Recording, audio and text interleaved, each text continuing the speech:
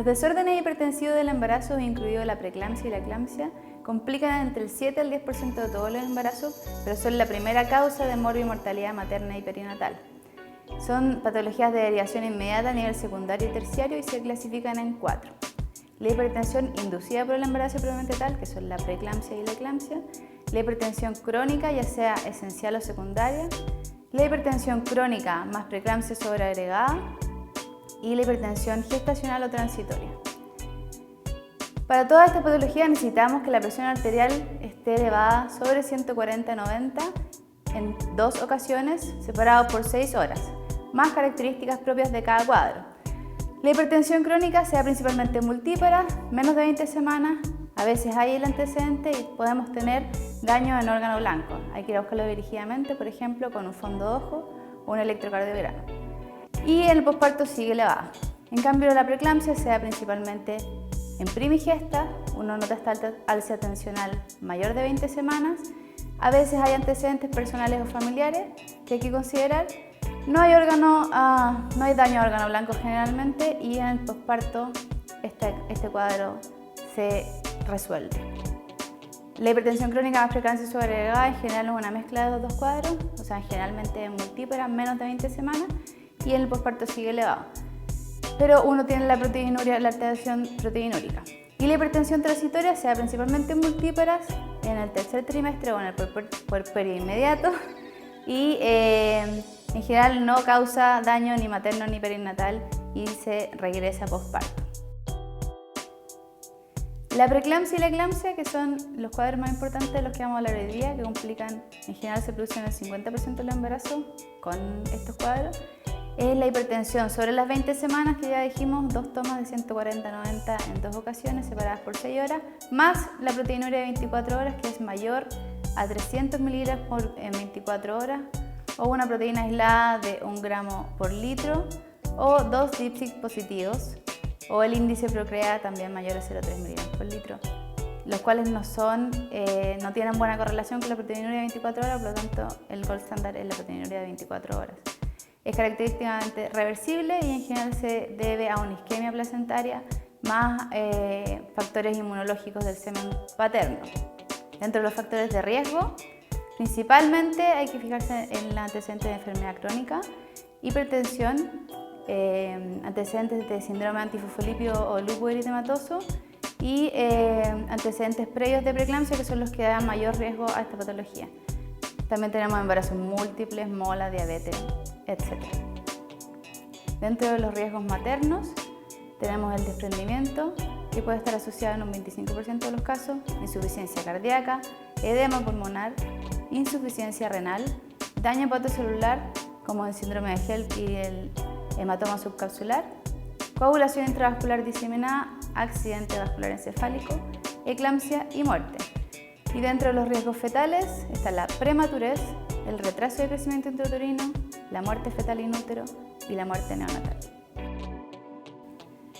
La clasificación, según la guía MinSal, es en moderada y severa y se requiere solo un criterio de severidad para considerarla severa.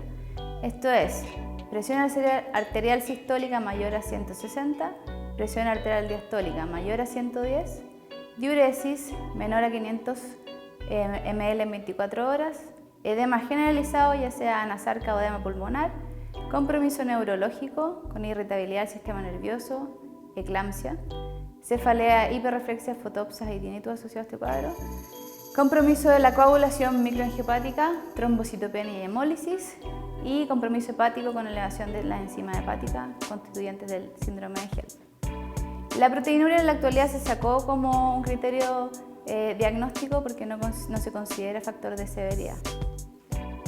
Consideraciones clínicas, podemos predecirla en la ecografía 22-24 con el Doppler de la arteria uterina, tiene una sensibilidad del 90% para predecir preeclampsias que son severas, que van a necesitar interrupción menor a las 34 semanas. Por lo tanto, a todas hacerlo, pero la prevención se da con aspirina, 100 miligramos en menores de 16 semanas, por lo tanto el Doppler de la arteria uterina en la ecografía 11-14, aquí aumenta su rol de importancia para dar esta profilaxis. La profilaxis se da igualmente en todas las pacientes que tengan antecedentes con factores de riesgo importantes, que es los que mencionamos anteriormente. Tratamiento: no existe tratamiento efectivo, solo terminar con el embarazo debido a que es un problema placentario y uno tiene que balancear entre la condición materna y fetal. Cuando tenemos una preeclampsia moderada, uno puede tener un manejo expectante hasta las 37-38 semanas, evaluando los criterios de severidad con una paciente hospitalizada, haciéndole exámenes de severidad como el hemograma, el perfil bioquímico y el clearance de CREA bisemanalmente. Usar antihipertensivos vía oral si tenemos presiones elevadas diastólicas sobre 100, porque el objetivo es tener presiones diastólicas entre 90 y 100 para no disminuir la perfusión placentaria. Principalmente con metildopa, que es el más usado, pero se puede usar labetalol, hidralazina, etc. Hay que evitar el uso de inhibidores de la enzima convertidora y los antagonistas de angiotensina 2 porque son teratogénicos y tienen daño renal. En cambio, las preeclampsias severas, menor a 34 semanas, ojalá expectante, hasta lograr las 34 semanas y ahí interrumpir. O antes, si existen situaciones de compromiso materno o fetal severos, obviamente. Esto para poder hacer la profilaxis con sulfato de magnesio, 1 gramo de 5 bolos, o 5 gramos en bolo de en 20 minutos y luego mantener el sulfato a 1 o 2 gramos hora para reducir el riesgo de eclampsia, porque es un estabilizador de membrana. Maduración pulmonar con betametasona, 12 miligramos intramuscular cada 24 horas por 2 veces. El ideal es poder completar esa maduración 24 horas. Hipotensores endovenosos si hay falla de los hipotensores vía oral para mantener una presión arterial sistólica entre 140 y 155 y una presión arterial diastólica entre 90 y 105. La primera línea que usamos es el labetalol endovenoso.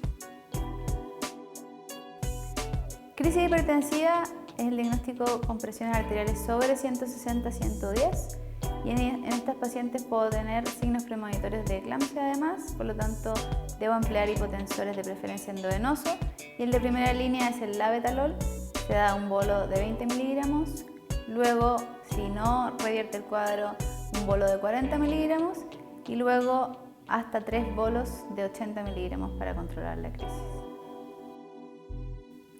La eclampsia es una complicación severa, es una emergencia hipertensiva y uno tiene que manejar el ABC, o sea, mantener vía aérea permeable, vía venosa, paciente hospitalizada y control de la crisis convulsiva, que es por el cuadro que se presenta. Y esto se hace con sulfato de magnesio, 5 gramos en bolo, manteniendo el reflejo rotuliano y esto se debe mantener por 24 a 48 horas a 1 o 2 gramos hora. Y el control de la presión arterial también se hace con antihipertensivo endovenoso. Y la interrupción del embarazo debe ser inmediatamente después de lograr la estabilidad hemodinámica de la paciente.